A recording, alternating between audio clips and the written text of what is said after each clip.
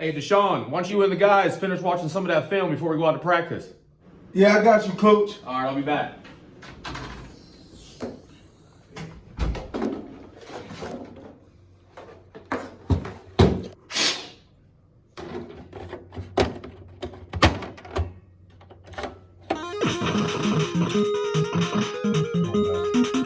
Spin move. Yeah, let's go, Bo.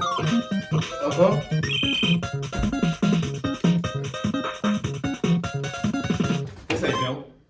Oh, come Get on on now. out to practice. Let's go. Come on, Get out here. Coach. Put the controller down. Come on, Coach. Look at the graphics, man. They don't make it like this no more in 2021. Oh, that's hogwash.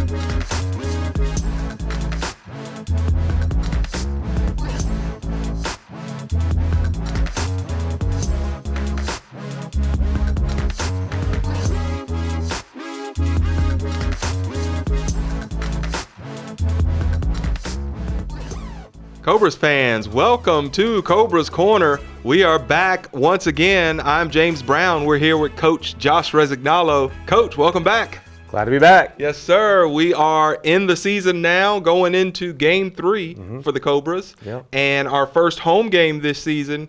How you feeling? Man, we're excited. I'm more excited to be back with Cobra Nation and be back here in Greensboro and play in the Greensboro Coliseum. Yes, sir. And I'll tell you about that Coliseum. We're going to have that snake pit live with a bunch of snakes this Saturday night. Right now, our record is 1-1. Yep. Going into our first home ball game. However, we're playing a familiar foe this week. The Jersey Flight. You know, we were able to get our first win of the season up in Jersey, up in Trenton, and be able to hopefully we can pull away our second win when they come down to see us. Hard-fought win in that ball game. Yep. And, Coach, you're getting really good quarterback play these first two ball games. Talk about the quarterback and how he's doing. Yeah, Sam, for a rookie stepping in, he's got 13 touchdowns in 2 games, so that's pretty exciting. I want to say one turnover or so, 1 interception, which, was an illegal defense call. I did challenge the play. However, got some communication mixed up in my headset that it was the MAC linebacker, and it actually was the nose that looped around the end. So went back and did some self-scouting on myself and took some notes for some people and asked some questions and figured out how I need to go about challenging that type of play again in the future. All right. So going into the game, we feel pretty confident here. We've got a good competitive team. Tell me a little bit about what you're looking forward to Saturday night. Yeah, so I'm just looking forward to the rebound. We had a great emotional victory, that first game. We fought all the way to the end, had some adversity, fought back a few times here and there. The score was going back and forth a few times, and to finish on a game-winning field goal, was awesome. And then, deflated when you go into the bye week.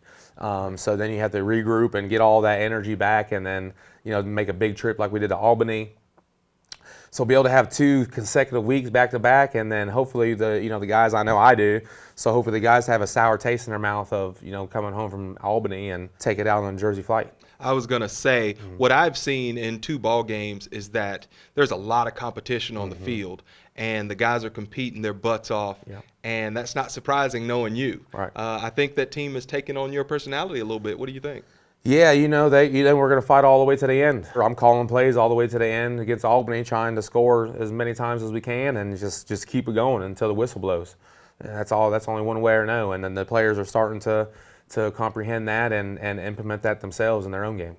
Coach, I want to ask you a little bit about some of the skill players on the team. I know that James Summers is really emerging as one of those skill players that you're leaning on a bit, and he's showing up for you in these first 2 ball games.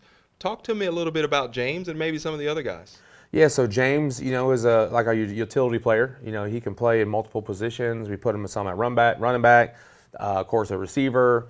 He's our backup quarterback. So there's a lot of, he's our utility knife. You always got to have that one guy in your team that can do anything, and he could even help on defense if we needed him to. One of the new faces of the Cobras, Kendrick Ings, number 17, he's got 9 touchdowns in 2 games from the wide receiver spot. So that's pretty explosive, to have that type of performance so early. Just, across the board, other receivers, B.J. Bunn, he was pretty successful his rookie season in 2019 with the Philadelphia Soul, put up some great numbers, and he, with that long break in between, he's starting to get in his groove. So we're going to be pretty tough across the board once we can put it all together. So, hopefully that all happens this week. I tell you, you mentioned Ings, and he jumps off the film at you. He's put up the numbers, like you said, 9 touchdowns in 2 games is great. But he does so many of the little things that gets him open. Right. And, of course, the quarterback loves to find him. Absolutely. He's a vet, so he's been playing for a long time. So he understands the arena game itself, knows where the defense is going to be, so he tries to put himself in a position to make a play. And is helping the rookie quarterback that we have, because he's maturing faster and faster each practice, each game. So I'm going to be excited to see where we are when we get past that halfway mark for us, to see where we're at, especially to make that run to the postseason. Is going to be big for a guy like Sam. That's what we love to hear. As well as the team has been playing, we've still got a lot of room to grow. Oh, yeah. And I've also noticed, though, Coach, that some of your play calls are really exciting. I love watching this offense work and some of the strategies behind it. Yeah.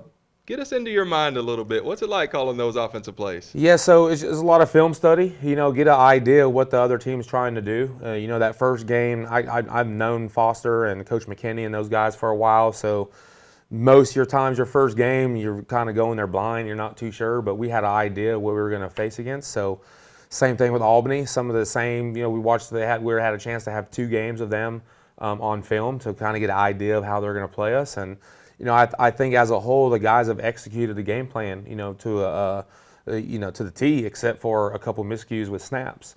I feel like we fixed those mistakes, and we're going to be pretty tough. I mean, our film don't lie when you watch film. We can score at any time. Any one of our receivers can score anytime they touch the football. So that's pretty special to be in as a coach, to know that at any moment you can score. But what's really cool is when everyone buys into that process of film breakdown and then executing a game plan, they know when we're going to score a touchdown. First play of the game, we knew we were scoring. I called a touchdown before we even knew we had a touchdown. And Sam goes into the huddle and says, fellas, you give me 2-3 seconds and we're scoring. We'll be back on the sideline. And sure enough, we scored in the first play of the game at Albany. So it was, those moments like that, we need to build from that and really dominate. And really, like Albany did a great job. They made no mistakes. So that's the difference in the ball game. Right. The team with less mistakes is going to win the game. And that's what happened last week. Yeah. Now, Coach, offensively, I've saved the best for last, because I'm an offensive lineman and I love the offensive line. So I love to watch this team play. We've had a couple of hiccups these first couple of games, but things that we can improve upon. Right. Talk to me about the big guys up front and what you see from them. Yeah, like I said, that was my emphasis, to try to put the O-line group as the better group that the Cobras are used to seeing. They've had some good players, don't get me wrong, but as a group, as a unit, the Cobras really hadn't had that group, to be pretty solid as a whole. Again, I don't take away from many of the players that have been here in the past, but there's been some good ones. But as a group collectively, I feel like we got the best group. And it hurts when you have a couple of those mistakes, but we're all going to make mistakes. It's how we capitalize on that, how we fix it and move forward and grow from that. So, Coach, the Cobras are extremely lucky to have you running the show, especially given your past history of being a defensive coordinator for the team. Right. And then you and I go all the way back. You were my quarterback. So seeing the game from both sides of the ball, take a look now at this defense after 2 games and tell me what you see where we can improve and how we win this game Saturday night. Yeah, so the biggest thing, first and foremost, I'm lucky too to be a part of the Cobras organization and to be able to be at home and run this great franchise and help build it to where we know we can go.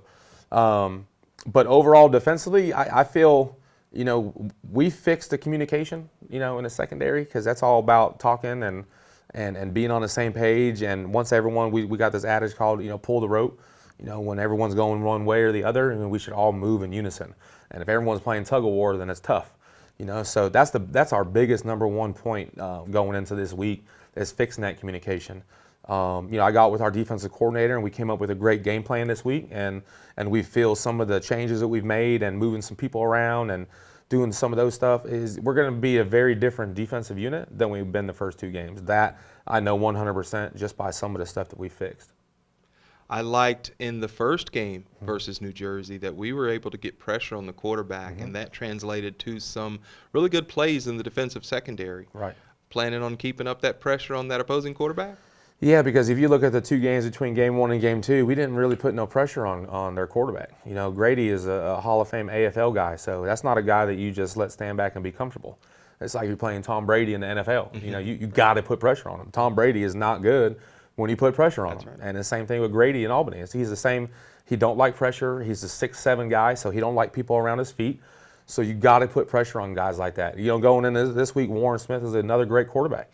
Been in the AFL, has been around the game for a long time, but he's another one that you put pressure on, pressure bust pipes. You know, and that's what our defense is going to do this week, and put the grind on it, and we're going to lean heavy up front for sure. Exciting week, first home ball game.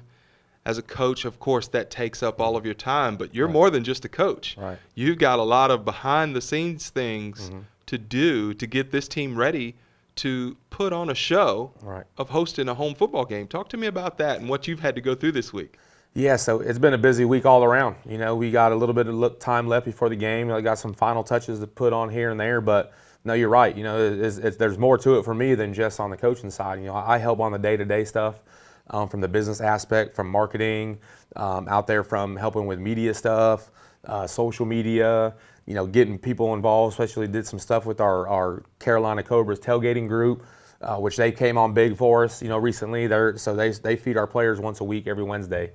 So that's a pretty cool moment for them to be able to be a part of the guys and hang out. And it's going to give a little bit more meaning for them on Saturdays when they actually can see them face to face and then cheer for them on game days. You know, that's pretty awesome to see. So just you know, the path that we're trying to take the team on is to really build the relationships in the community and get a lot of local businesses involved that hadn't been involved before. Because unfortunately, there's still a lot of people that don't know who the Carolina Cobras are.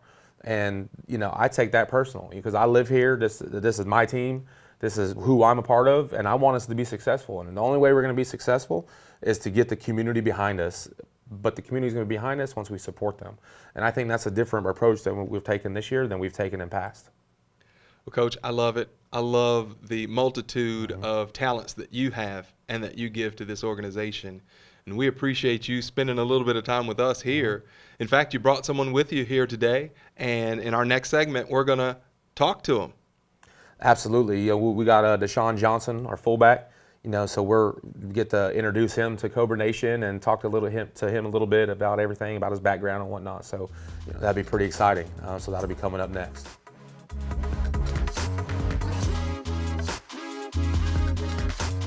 Hi, I'm Dave Dennis of the Carolina Cobras Tailgating Group. We just got finished feeding the players, and it takes a lot to do this, so we encourage everyone to come out and hang out with us with the tailgating before every home game. We hang out in parking lot J. I'm here with Amy, Alex, Sam, and Noah, and Cassidy, and Coach Rez are here helping out too. We'll hand it over to Coach Rez. Yep, so Carolina Cobras Tailgating Group, phenomenal group. We got some of the best fans in the National Arena League, and the whole atmosphere starts before the game starts, out and tailgating, and it's a great party, great time. Everyone, friends hanging out, great food. Players come out and meet the fans, so it's another opportunity to hang out with everybody before you head on into the excitement that's going on in the arena. Follow us on Facebook. We're here at 4 o'clock before the game until kickoff. So come on down, we have a ball. Cobras fans, right back here with Reggie Patrick. He's from a football hotbed, Birmingham, Alabama. What does it feel like playing for the Cobras? Oh, this is for real, to be honest, this is a dream of a lifetime for me. You know, this is a big stage, so I'm gonna take it, I'm gonna treat it as such. You're right here on your home field for the first time. What can New Jersey expect from you guys when they come down this weekend? Oh, just straight craziness, flying to the ball. They better be ready. This is the second time, and we're coming with them. Are you going to let them get at your quarterback? No, sir. You know that now. Hey, I'm here right now with Trey Long, wide receiver for the Carolina Cobras. Trey, what does it feel like to be back on your home field? It feels lovely, man. We've been gone for a year because of COVID, but we're back out here in the Snake Pit, ready to get some action, ready to play New Jersey this weekend, Saturday, 7 p.m. What about your fans that want to come down and watch you on Saturday? Hopefully we get the fans to show that they've been asking for. They've been having tickets for about over a year, so we just want to get them a good, well-played game this weekend. Do you have any words for New Jersey? I hope y'all come ready, because y'all in the snake pit this time.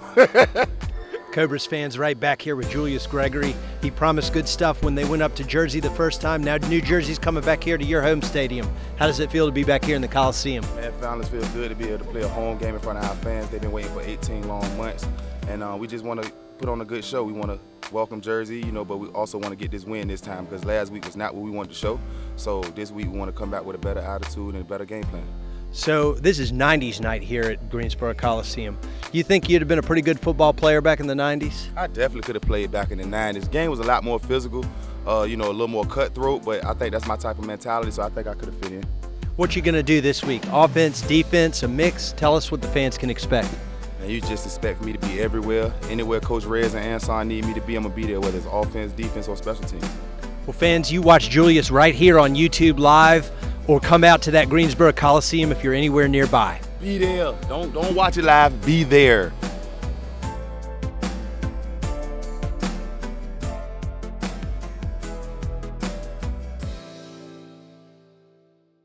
What's going on, Cobras Nation? Your Carolina Cobras return to the Snake Pit this Saturday, June 19th, to take on the Jersey Flight for the 2021 home opener, and we want to see you there. Be sure to call 336-455-7232. Once again, that's 336-455-7232 for season tickets. Great tickets are still available. All right, we're back with fullback Deshaun Johnson, and most of the time he refers to himself as an athlete when asked what position he plays, and I really think that's an understatement sometimes, because he's a man of many talents. And Deshaun, welcome to the show. Nice to have you. What's going on, man? Everything all right? Yeah, man, we're good. We're headed into our third game of the season. First home game. So pretty exciting. A lot of cool stuff going on, and sometimes what we like to do with the players when we have them on the show, talk a little bit about your background and let Cobra Nation know a little bit about who we're dealing with and who they're watching on Saturdays. Hey, I'm Deshaun Johnson, number 76, athlete. I play fullback, center, guard, tackle, tight end, DB, DS, receiver. I might go in high motion. But I'm just excited. The game against Jersey Flight, the second one. Hopefully we get the same results as the first time. Absolutely. So we're looking for that win number 2 of the season. So you're from up north, and tell the fans a little bit about your background, how you got into football, how that started, kind of what school you went to, and take us from there to now. Okay. So I'm from Jersey City, New Jersey. I went to high school in Hoboken High. I attended college at William Patterson University, a Division III school. From there, from Division III, I was an undrafted free agent to the Green Bay Packers, and that's where I pretty much started playing professional football. I started there. Then things didn't work out for me up there, so I started playing arena football, AFL, AF1. My first team was the Cleveland Gladiators in 2014. We went all the way to the Arena Bowl, played against Arizona Rattlers. We was unfortunate in that situation. But for me, I've been playing football since I was like 4 or 5 years old. Always been an athlete. Street ball is where I started, really. Street ball. I was a baseball player at first. From baseball, I just grew into this. And when you as a big kid, you're too big to play baseball, go play football. So that's what I've done. So I've been playing football ever since I was 4 or 5 years old. Again, it's so crazy because with me, I didn't think I would be this far in football, honestly, because I played Division III. Division III is football is just like recreation, pretty much. You don't get a scholarship. Yeah. You just there to entertain. You want to go to school, try to get a degree. Well, I have a degree in sociology now. This is crazy how I ended up with the Packers. Now I think about the story, because I was actually cut my freshman year from William Patterson. I came, tried out, spring league, got cut. Then the following year, I grew a little bit, went out, tried out again, became a 4-year starter, played 3 years at right guard. My senior year, I moved to left tackle. And through the process, I just met some good people that just kept putting me in the right direction and continue to play professional football. So you mentioned about your size coming up and whatnot when you were younger. Did you get picked on at all for being the bigger kid, or? No, not really, because I was the bigger kid, but I was the athlete. So it was like, I went that one. So you were always the first one picked. Yeah, pretty much when it came to all the sports, football, basketball, baseball. Because I was an athlete in like my neighborhood, so it was like, oh, 'cause my nickname is Muggsy, so it's like, oh, make sure we go get Muggs. He at the park so he could play. I was not really bullied. People came to me. I used to fight for other people though. And when you said that you had picked up football later, any of your mentors or coaches in the past kind of saw you being able to be at this point in your career playing football because of your size? Yes, my uncle, man, is Darius. Like, he always told me, like, you're gonna be the one in the family that's gonna do something bigger than college football. Like, I remember he had me like doing push-ups, sit-ups, running at like an early age. I used to call my mom and was like, tell him I'm not home or I'm asleep. But he always found a way to get me outside to the park and being active either with baseball or football. So I give everything to him, like my uncle, because like he really pushed me to where I am today. Awesome. Yeah, it's always important to have that one person. So when that happens, though, do you feel pressure that you had to kind of step outside yourself to be that person that he expected you to be? No, I didn't have feeling pressure because it's something I wanted to do. It's not like it made me. It's like, you know, it gave me direction. I just ran with it. So I never really felt pressure. But I always wanted to play at the next level, either what it may be. It was always I want to do it the next level, or the highest level possible. That was my goal. So we played in New Jersey, our first game. So I know you've had some opportunities to kind of play close to home. So what was it like to be able to play just a couple hours down the road? Playing close to home, it was good because I knew I had my family there. So that's a big thing. Like my family, they support me. So me going back to Jersey, I was excited because I know my family get to see me play. Because a lot of my family hasn't seen me play since college. You know, so I felt like that was to be an easy trip for them to come down. So it was exciting for me and fun. Nice. Yeah, it's you had a pretty good crowd there too. It was pretty cool to see, you know, the support that you get and whatnot, because that's important. You know, family's important for that stuff. So, so what are some aspirations for you? So why the Cobras? Like what brought you here? You know, the fans remember you from 2019. So what made you want to stick around? Coach Rez, that's my guy. I met him in 2019 when I first came here the first year. He was more of a defensive coach, so we didn't really have like, you know, too many conversations. But for me being around him and just listening to how he talks to defensive guys, how he motivates them, get them going, got them fired up, and just watching him on the other side, even from practices when we would, you know, get our fullback screens off and our dives, and how he would just get on the defense, like, don't let him do this, do that. And I was like, man, I could just imagine how it is. Like, he was on my side of the ball. And then, you know, during the offseason, we spoke on the phone a few times, and he was telling me the plans, you know, trying to get the ball in my hands more often and things like that. And I was just like, oh, shoot, let's go. He promised me 7-8 carries a game. What fullback wouldn't like that? Right. So it was like, all right, okay, Coach Raz, you sound good, so I'm gonna give it another shot. So when me coming in this year, I wanted to take a bigger role. You know, I want to be like, you know, a leader to the team, to the younger guys, and, you know, mentor them into the arena game because I am a vet. I have some years in it. So me coming here, I knew that, like, I wanted to, you know, be more than just another number on the roster. I feel like with this coming in and out of young guys, I could be able to help coach and groom them into the arena game. So that's what I really wanted to do. And plus, the city of Greensboro is like top notch. I really like the fans. The city is nice, you know, and it's just cool, man. I liked it. You know, plus it's only 8 hours from Jersey. I could easily hit 220 back up north, and I'll be home in 8 hours. Absolutely, so, absolutely. So, you know, one of the things being a leader, you know, is important for you, is important for us. You know, that's why we named Deshaun Johnson as one of our team captains. So that was pretty awesome, just to have that leadership. And you were talking a little bit off air about coaching some and whatnot, and you kind of stepped into that role a little bit too, helping some of the younger guys and some of the guys have been around, and has been a true leader in that aspect. Yeah, that's what I like to do. I like to teach. I like to coach football. Like at any point, I don't care who it is. Like I see anybody working to perfect their craft, I'm gonna help them perfect their craft. Because I know, like, if I had me growing up, I'd have been a better me. Like, I'd have been more of a polished me, I would say. So that's my goal, is to help each and everyone that I can in contact to be better. You know, just push them, give them that nudge that they might need. Right. You know, that's all. So with that down the road, when football's done and time to hang up the cleats, so to speak, do you see a whistle in your future? Yeah, for sure. Now, that's what I want to get to. I want to get into coaching.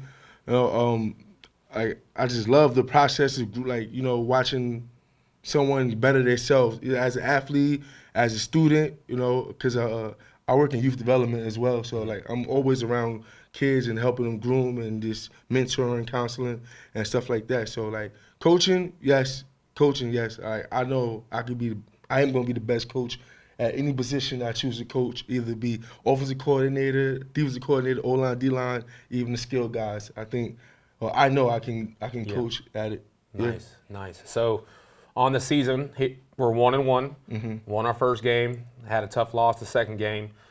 In your mind, as one of the leaders of the team, as a captain and whatnot for this week, what are some things that we need to take away from the previous 2 games to prepare us for this upcoming game this Saturday? Well, for this game, I just feel like we just need to get back to our momentum.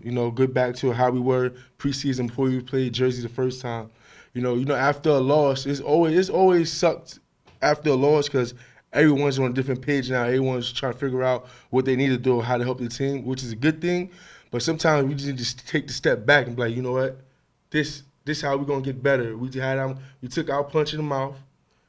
We know how it felt. Now let's not feel like that again. So playing both fullback and offensive lineman, where do you feel you like which position better? In an arena game, I like playing fullback because I can be more versatile, especially this style of arena football. I'll be able to fullback, so I have to block. I like blocking. I enjoy blocking, but I like the opportunity to go out for passes, catch the screens, show that my athleticism, run with the football.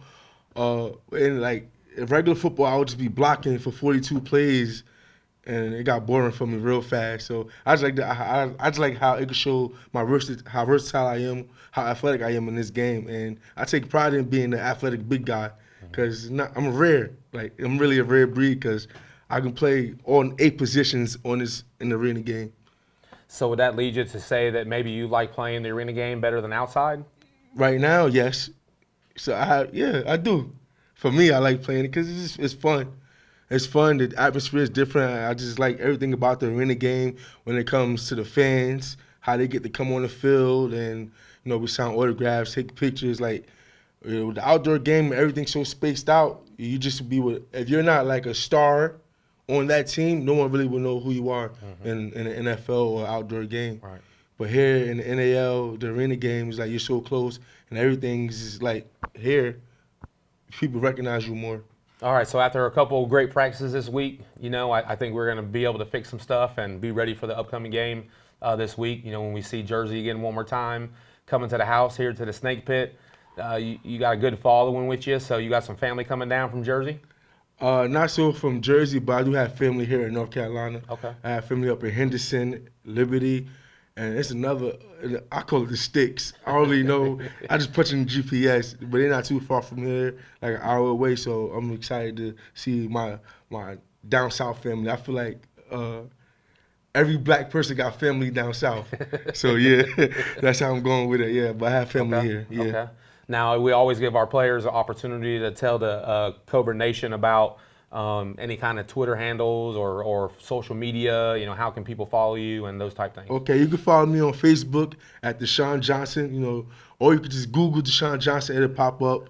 My Instagram is D_Johnson 7_6, or you can just hashtag DJohnson76 Red Breed Carolina Cobras. I'm gonna pop up some shape, way, or form. Any last words you got for Cobra Nation about coming out to the game this weekend? Cobra Nation, I would like for you guys to come out this Saturday night and watch us take on Jersey Flight and just be the knife man that we need and support us. Thank you. And there you have it. Fullback Deshaun Johnson, team captain. And when we come back, we will be with our Beamer Tire and Auto Repair. 2 notes for the week.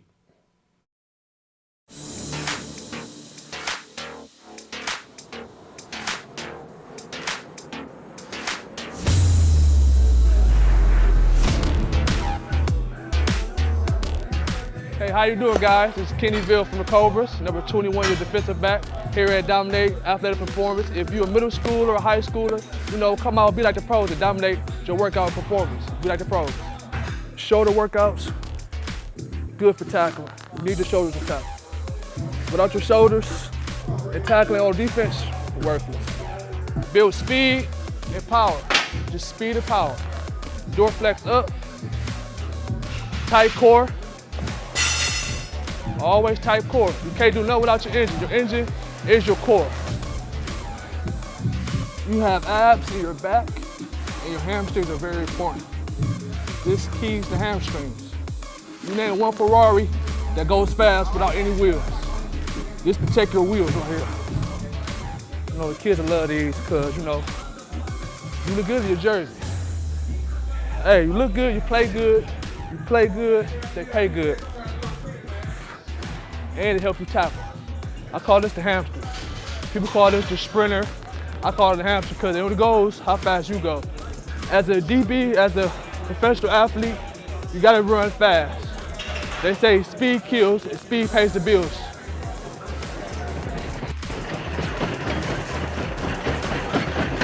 Hey guys, I'm here with my best friend Andy, coach, owner, and founder of Dominate Athletics. Hey, Andy, can you give me a reason why you want everybody in the triad to stop at your location? Because I want my athletes and any athletes out there to be stronger, faster, more prepared for their sport, reduce the chance of injuries. And that's what we're all about here. High school sports are more competitive than ever, and I just want my athletes to have that extra edge. And that's what we can give them here at Dominate Athletics. You hear it, folks. Andy gave you the recipe. He's the guru, the master around this triad area. You want to be dominated like the Cobras? Come check my guy out. Coach Rez back with Beamer Tire and Auto Repair tune-ups for the week. Our tune-ups for the week this week has got to be on our offense with our quarterback center exchange and on our special teams with our kicking game. We cannot afford any turnovers like we had with the quarterback center exchange. We've got to be able to clean that up, especially against a team like the Albany Empire. But any turnovers like that are hard to overcome against any opponent in the National Arena League. As far as special teams, we've got to be more consistent in our PATs and produce more opportunities for us to have that shot at the deuce. And if you feel any of your tires going wide right or wide left, be sure to get over there and see our friends over at Beamer Tire and Auto Repair, and they'll get you taken care of. Because we don't want you to break down on your way to our home opener June 19th this Saturday night.